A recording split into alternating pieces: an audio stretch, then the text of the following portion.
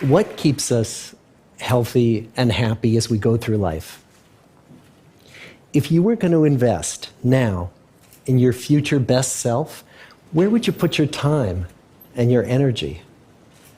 There was a recent survey of millennials asking them what their most important life goals were. And over 80% said that a major life goal for them was to get rich. And another 50% of those same young adults said that another major life goal was to become famous. And we're constantly told to lean into work, to push harder and achieve more. We're given the impression that these are the things that we need to go after in order to have a good life. Pictures of entire lives, of the choices that people make and how those choices work out for them, those pictures are almost impossible to get. Most of what we know about human life, we know from asking people to remember the past. And as we know, hindsight is anything but 20/20. We forget vast amounts of what happens to us in life, and sometimes memory is downright creative. But what if we could watch entire lives as they unfold through time? What if we could study people from the time that they were teenagers all the way into old age to see what really keeps people happy and healthy? We did that. The Harvard study of adult development may be the longest study of adult life that's ever been done. For 75 years, we've tracked the lives of 724 men. Year after year, asking about their work, their home lives, their health, and of course, asking all along the way without knowing how their life stories were going to turn out. Studies like this are exceedingly rare. Almost all projects of this kind fall apart within a decade because too many people drop out of the study, or funding for the research dries up, or the researchers get distracted, or they die, and nobody moves the ball further down the field. But through a combination of luck and the persistence of several generations of researchers, this study has survived. About 60 of our original 724 men are still alive, still participating in the study, most of them in their 90s. And we are now beginning to study the more than 2,000 children of these men. And I'm the fourth director of the study. Since 1938, we've tracked the lives of two groups of men. The first group started in the study when they were sophomores at Harvard College. They all finished college during World War II, and then most went off to serve in the war. And the second group that we've followed was a group of boys from Boston's poorest neighborhoods. Boys who were chosen for the study specifically because they were from some of the most troubled and disadvantaged families in the Boston of the 1930s. Most lived in tenements, many without hot and cold running water. When they entered the study, all of these teenagers were interviewed, they were given medical exams. We went to their homes and we interviewed their parents. And then these teenagers grew up into adults who entered all walks of life.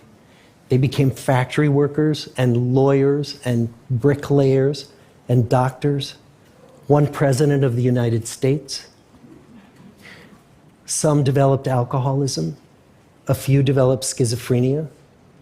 Some climbed the social ladder from the bottom all the way to the very top, and some made that journey in the opposite direction. The founders of this study would never in their wildest dreams have imagined that I would be standing here today, 75 years later, telling you that the study still continues. Every 2 years, our patient and dedicated research staff calls up our men and asks them if we can send them yet one more set of questions about their lives. Many of the inner city Boston men ask us, "Why do you keep wanting to study me? My life just isn't that interesting." The Harvard men never asked that question.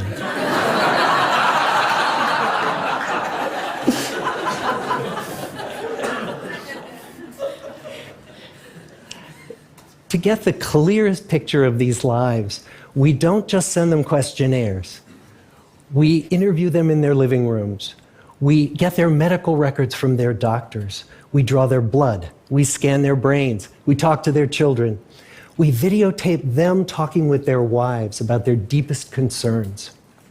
And when about a decade ago we finally asked the wives if they would join us as members of the study, many of the women said, it's about time. So what have we learned?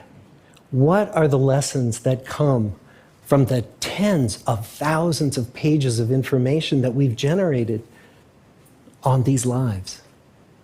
Well, the lessons aren't about wealth or fame or working harder and harder. The clearest message that we get from this 75-year study is this: good relationships keep us happier and healthier, period. We've learned 3 big lessons about relationships. The first is that social connections are really good for us and that loneliness kills. It turns out that people who are more socially connected to family, to friends, to community are happier, they're physically healthier, and they live longer than people who are less well connected. And the experience of loneliness turns out to be toxic. People who are more isolated than they want to be from others find that they are less happy, their health declines earlier in midlife, their brain functioning declines sooner, and they live shorter lives than people who are not lonely. And the sad fact is that at any given time, more than 1 in 5 Americans will report that they're lonely. And we know that you can be lonely in a crowd and you can be lonely in a marriage. So the second big lesson that we learned is that it's not just the number of friends you have, and it's not whether or not you're in a committed relationship, but it's the quality of your close relationships that matters. It turns out that living in the midst of conflict is really bad for our health. High conflict marriages, for example, without much affection, turn out to be very bad for our health, perhaps worse than getting divorced. And living in the midst of good, warm relationships is protective. Once we had followed our men all the way into their 80s, we wanted to look back at them at midlife and to see if we could predict who was going to grow into a happy, healthy octogenarian and who wasn't. And when we gathered together everything we knew about them at age 50, it wasn't their middle-aged cholesterol levels that predicted how they were going to grow old. It was how satisfied they were in their relationships. The people who were the most satisfied in their relationships at age 50 were the healthiest at age 80. And good, close relationships seem to buffer us from some of the slings and arrows of getting old. Our most happily partnered men and women reported in their 80s that on the days when they had more physical pain, their moods stayed just as happy. But the people who were in unhappy relationships, on the days when they reported more physical pain, it was magnified by more emotional pain. And the third big lesson that we learn about relationships and our health is that good relationships don't just protect our bodies, they protect our brains.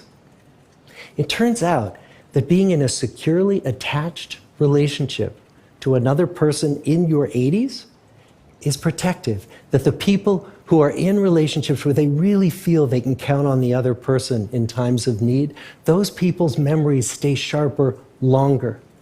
And the people in relationships where they feel they really can't count on the other one, those are the people who experience earlier memory decline. And those good relationships, they don't have to be smooth all the time. Some of our octogenarian couples could bicker with each other day in and day out. But as long as they felt that they could really count on the other when the going got tough, those arguments didn't take a toll on their memories. So, this message that good, close relationships are good for our health and well-being, this is wisdom that's as old as the hills. Why is this so hard to get and so easy to ignore? Well, we're human. What we'd really like is a quick fix, something we can get that'll make our lives good and keep them that way. Relationships are messy and they're complicated, and the hard work of tending to family and friends, that's not sexy or glamorous. It's also lifelong. It never ends. The people in our 75-year study who were the happiest in retirement were the people who had actively worked to replace workmates with new playmates. Just like the millennials in that recent survey, many of our men, when they were starting out as young adults, really believed that fame and wealth and high achievement were what they needed to go after to have a good life. But over and over these 75 years, our study has shown that the people who fared the best were the people who leaned into relationships with family, with friends, with community. So what about you? Let's say you're 25, or you're 40, or you're 60. What might leaning into relationships even look like? Well, the possibilities are practically endless.